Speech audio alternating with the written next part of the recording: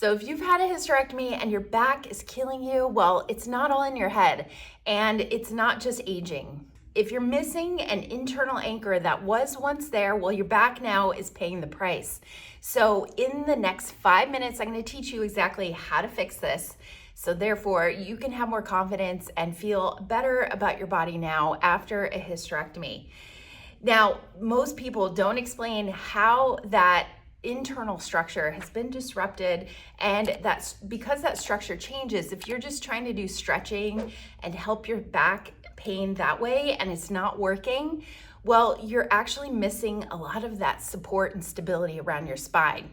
When the pelvic organs are removed and you create more space there, we're losing that stability and support that did support the bottom part of your pelvis, which in turn all connects with your spine and really your core. So we think of your core, it's like a canister, and it all has to work together. It's not just about tightening and strengthening those pelvic muscles down in the vaginal muscles where you had the surgery.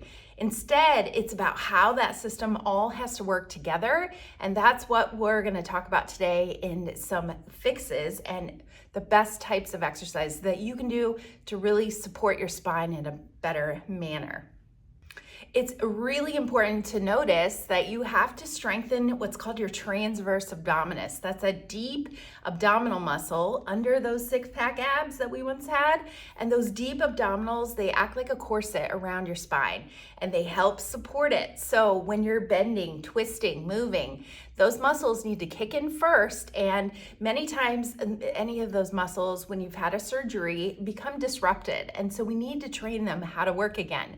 When you're just working on one area, like the pelvic floor, you're not really addressing those abdominal muscles or even the breathing muscles at the top, which are your diaphragm.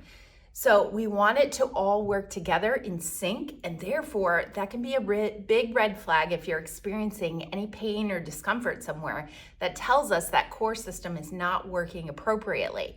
So here's what we're gonna do. I have a mat on the floor. You want to be somewhere comfortable, and we're going to go down on our back.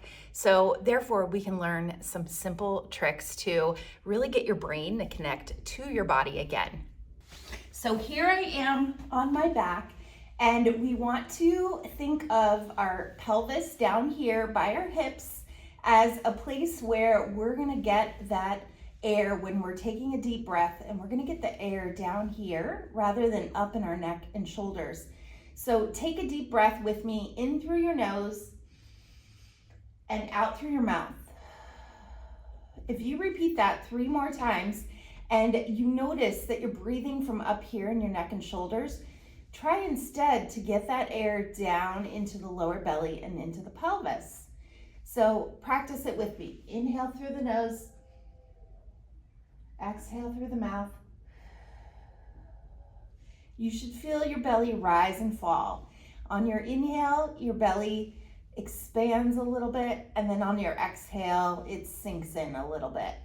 So now we're going to coordinate that with a little pelvic movement. So my pubic bone down here between my legs is going to lift up, but I'm not lifting my back. I'm actually kind of gently pressing my back into the mat. So I inhale through my nose and then exhale as I do that little bit of pelvic rocking and pelvic tilt. Try it with me 5 times. Inhale through the nose, exhale, go into that little bit of tuck or tilt. I'm not squeezing my glutes and hamstrings too much at all. I'm really focusing on here, what's happening to my abdominal muscles. So I'm going to gently pull those in as I do a little pelvic tilt on my exhale.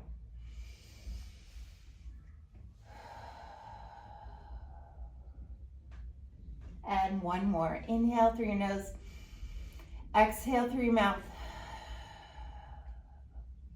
And I'm pulling those hips toward each other and a little tuck and tilt there through my pelvis. So that is the first exercise you're going to do. We're trying to get the lower belly muscles, or what we call our transverse abdominis, acting like a corset around our spine and engaging those. You may feel like you are just moving your hips, but I want you to imagine the front of those hip bones kind of drawing together, and that activates those deep muscles. So it's not enough to cut off your breathing at all. You always want to make sure you can even count out loud or have a conversation or breathe where you're not holding your breath and you're not restricting everything. On your inhale, you always let things go through your belly and through those muscles, let them go, and then exhale and you pull them in. So work on those about 10 times. Okay, the second thing that we're gonna do, the second exercise, is the bent knee fall out. I place my fingertips over the front of my hips. Feel your hip bones there. Now slide your fingertips in just a couple inches. From there, I'm gonna try to keep my hips from wiggling side to side. You wanna keep your pelvis real steady. And I'm gonna take one knee, it's gonna drop out to the side. Now doing that, I'm gonna feel my pelvis wanna move, but you're not gonna let it. Those deep abdominal muscles are gonna pull in. So a little bit of drawing in, think of lower belly drawing in, kind of like 25 to 30% of your pressure. And as my knee goes out to the side, I'm keeping the front of the hip bones facing toward the ceiling so they're not rocking. So that is making you use those deeper abdominal muscles that protect your back.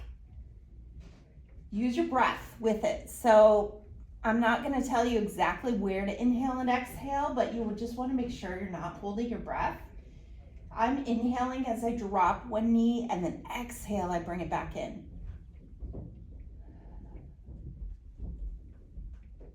Do about 10 on each side, nice and slow. There's no rush to this, but the goal is to keep that pelvis from wiggling side to side.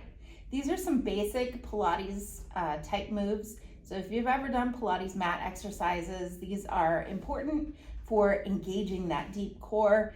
And it's not all about down here with your pelvic floor muscles. It's about really getting your breath and your abdominals to sync with those muscles all together.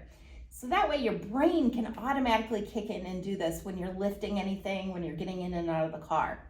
Important to note. Okay, now when we are still in this position, we're gonna try one other thing.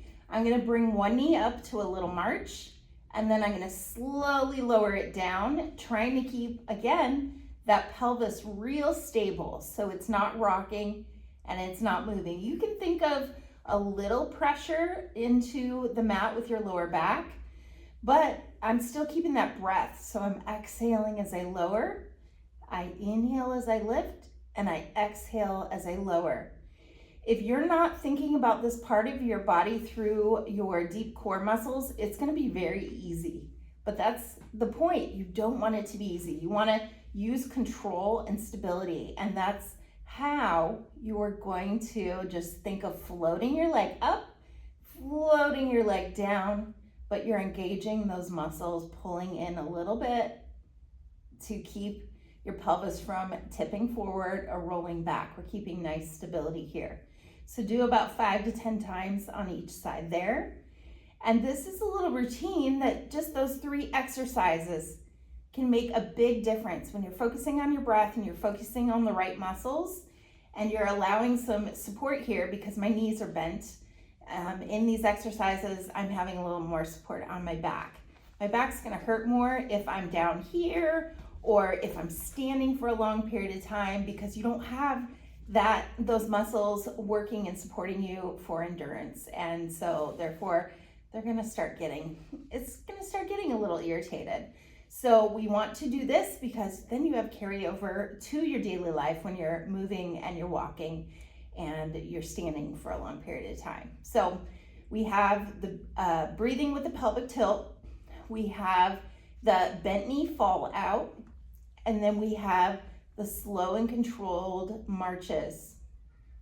So each of those exercises are meant to really engage that deep core muscles and help that whole system all work together. And this is safe to do after a hysterectomy once you've been cleared by your doctor for exercise. So I get a lot of questions about that. When is this safe to start? Well, ask your doctor first, or once you've been cleared to start lifting any weights or doing stairs or anything a little more strenuous, this is a very gentle and very basic core exercise that is more supportive rather than strenuous. You want to also, in my other videos, I talk about doing abdominal exercises that are not putting a lot of downward pressure on your pelvic floor and compromising your bladder or compromising your healing. Instead, this is more supportive and more for supporting your back and your bladder and helping long-term that healing to take place.